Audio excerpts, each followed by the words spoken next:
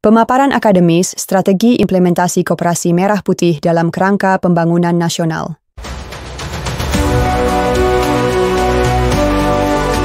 Assalamualaikum warahmatullahi wabarakatuh. Salam sejahtera untuk kita semua. Hari ini saya akan membahas secara komprehensif sebuah inisiatif strategis yang sedang menjadi perhatian publik. Pembentukan dan implementasi Koperasi Merah Putih. Pemaparan ini akan kita lihat dari perspektif akademis, teoritis, dan makroekonomi agar kita tidak hanya melihat program ini sebagai slogan politik, tetapi sebagai arsitektur ekonomi yang potensial untuk memperkuat struktur sosial ekonomi bangsa. Latar belakang, mengapa koperasi, mengapa merah putih? Koperasi sebagaimana diatur dalam pasal 33 Undang-Undang 1945 merupakan fondasi dari sistem ekonomi Indonesia yang bercirikan demokrasi ekonomi. Namun dalam praktiknya, koperasi seringkali tidak mendapat tempat strategis dalam desain pembangunan nasional. Koperasi Merah Putih, sebagaimana diusulkan dalam program kerja Presiden Prabowo Subianto, membawa semangat baru.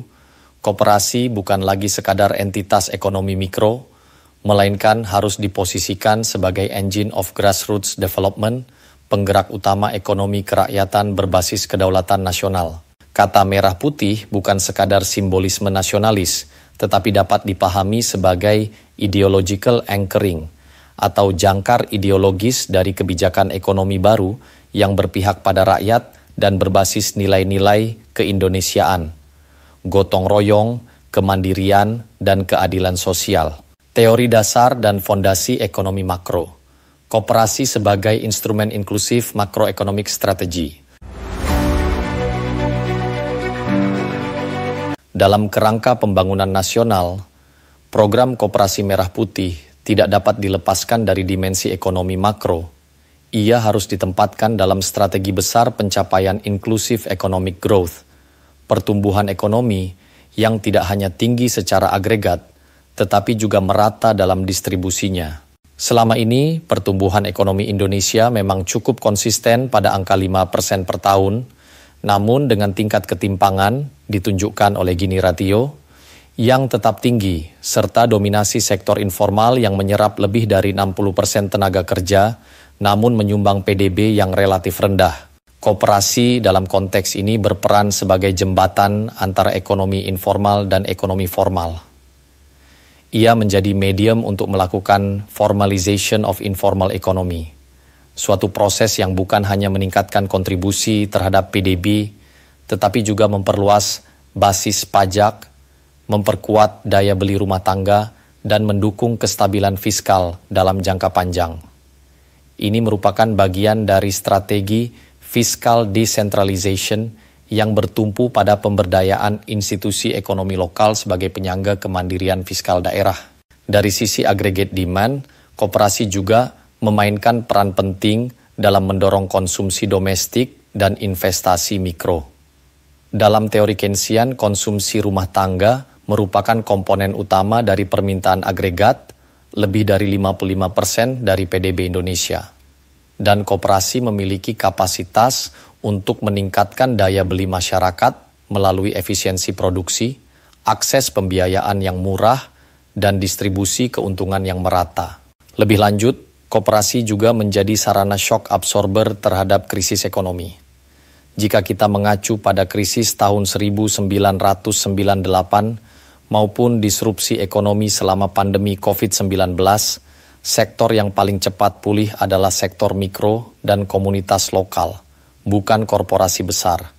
Ini membuktikan bahwa resilient ekonomi bukan datang dari skala usaha, tetapi dari kerekatan sosial dan adaptabilitas kelembagaan. Maka, Koperasi Merah Putih dapat dirancang sebagai macroeconomic stabilizer berbasis komunitas yang berfungsi sebagai penyangga daya tahan ekonomi nasional dari bawah. Strategi implementasi 5 pilar operasional Koperasi Merah Putih. Untuk menjawab tantangan tersebut, saya menawarkan kerangka implementasi strategis yang terdiri dari 5 pilar. Kerangka ini tidak hanya berbasis praktik lokal, tetapi juga terinspirasi dari model-model koperasi global, seperti Mondragon di Spanyol atau model multi-stakeholder kooperatif di Kanada. Pertama, tahap social economic mapping. Sebelum mendirikan koperasi, desa perlu melakukan baseline assessment yang mencakup pemetaan potensi produksi, kebutuhan anggota, dan jaringan sosial ekonomi. Ini adalah proses kontekstual diagnosis yang memastikan bahwa koperasi menjawab kebutuhan real, bukan sekadar mengikuti arahan struktural dari pusat. Kedua, fase institutional formation with local anchoring. Pembentukan koperasi harus berbasis musyawarah komunitas, dengan memastikan bahwa prinsip democratic member control benar-benar dijalankan. Koperasi harus lahir dari proses deliberatif, bukan sebagai entitas eksogen yang dikirim dari atas. Ketiga, capacity enhancement and technical assistance. Perlu ada program pelatihan intensif dalam bidang cooperative governance, keuangan mikro, akuntansi koperasi, dan pemasaran digital. Disinilah peran perguruan tinggi, NGO, dan cooperative incubators menjadi sangat vital sebagai mitra strategis. Keempat, integrasi dengan ekosistem ekonomi lokal. Koperasi tidak boleh berdiri sendiri. Ia harus terintegrasi dengan BUMDes, kelompok tani, komunitas kreatif, dan jaringan e-commerce lokal. Pendekatan networked collaboration ini memungkinkan koperasi untuk tumbuh sebagai nodal institution dalam sistem ekonomi desa. Kelima, strategi digital transformation and market access. Pengembangan platform digital koperasi, baik berbasis aplikasi, siakop maupun model platform e-marketplace, menjadi langkah penting untuk menghindari ketergantungan pada tengkulak dan membuka akses ke pasar nasional bahkan global. Digital infrastructure bukan lagi pilihan, melainkan prasyarat untuk koperasi masa depan. Tantangan dan risiko antara idealitas dan realitas. Sebagus apapun konsepnya, implementasi koperasi merah putih akan menghadapi tantangan besar, antara lain politik anggaran. Adanya tarik-menarik antar aktor politik dan elit ekonomi dapat melemahkan keberpihakan anggaran terhadap koperasi.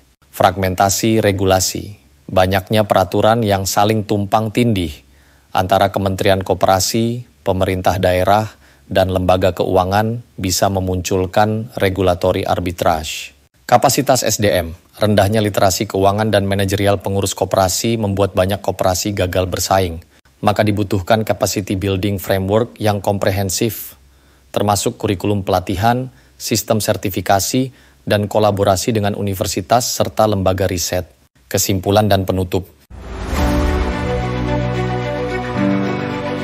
Pendengar sekalian, dari seluruh paparan ini kita bisa menyimpulkan bahwa Koperasi Merah Putih adalah lebih dari sekadar program kerja pemerintah. Ia adalah simbol dari restrukturisasi ekonomi nasional berbasis akar rumput. Dengan desain kebijakan yang berbasis ilmu pengetahuan, analisis makroekonomi yang tepat, dan keberpihakan politik yang konsisten, koperasi dapat menjadi alat distribusi kesejahteraan yang adil dan berkelanjutan. Sebagai akademisi, saya percaya bahwa inisiatif ini membutuhkan sinergi antara negara, masyarakat sipil, dan dunia pendidikan. Kita harus turut mengawal, mengkaji, dan memberikan masukan kritis agar Koperasi Merah Putih tidak menjadi proyek temporer, melainkan a long-term social innovation yang menyejahterakan bangsa. Wassalamualaikum warahmatullahi wabarakatuh. Salam Merah Putih, salam ekonomi kerakyatan.